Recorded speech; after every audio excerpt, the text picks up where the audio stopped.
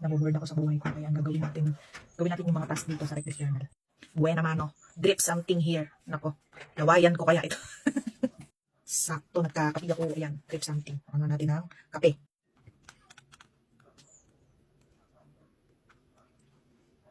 I-reveal na agad ako sa ginagawa ko. Isang page pa lang. Tapos para masaya, ano natin, i-apply natin yung mga ano ng kape, no?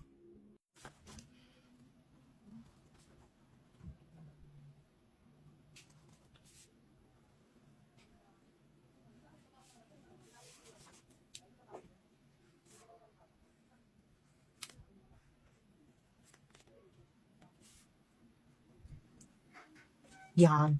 Kukulangan ako. Lagyan natin siya ng toner. Para bang holy water. Pink naman gamitin natin. Wala naman kasing sinabing bawal i-highlight yung mga ano eh. Diba?